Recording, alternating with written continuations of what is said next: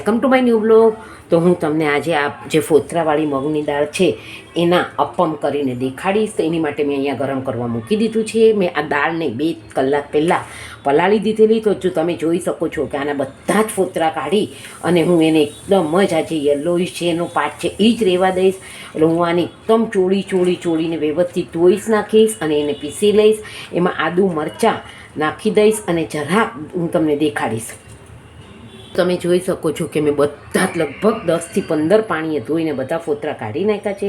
હું આને મિક્સરમાં પીસી લઈશ. તમે જોઈ શકો છો કે આમાં સ્વાદ પ્રમાણે મીઠું અને આદુ મરચાં લઈ અને હું પીસી લઈશ આ દાળને.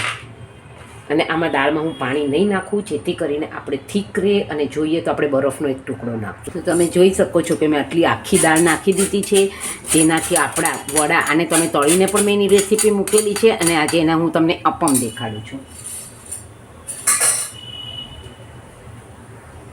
તો આપણું આ તૈયાર થઈ ગયું છે. આપણે પીસવામાં જ મીઠું ને આદુ મરચાં નાખી દીધા છે. તો હવે હું ખાલી બેકિંગ સોડા નાખી હલાવી અને આને આમાં મૂકી દઉં છું તેલથી ગાર્નિશ. ને આટલો આ ચપટી જેટલો હું બેકિંગ સોડા નાખું છું. 2 ટીપા જેટલું હું લીંબુ નાખું છું, જેનાથી આપણો સોડા એક્ટિવેટ થઈ જાય. હવે હું આમાં તેલથી ગ્રીસ કરી અને એને મૂકી દઈશ. તો તમે જોઈ શકો છો કે મેં આમાં મૂકી દીધા છે. હવે ધીમા તાપે થવા દઈશું એને. તો તમે જોઈ શકો છો કે આપણા બહુ સરસ અપમ થાય છે ધીમે ધીમે ગેસે.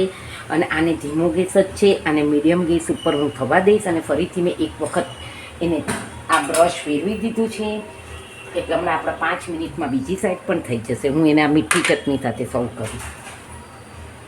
તો તમે જોઈ શકો છો કે આપણા બીજી સાઈડ પણ બહુ જ સરસ ડિઝાઇન પડી ગઈ છે. મેં આને હવે ગળી ચટણી સાથે મીઠી ચટણી સાથે સર્વ કરીશ. તો તમે આને ઘરે જરૂરથી ટ્રાય કરજો.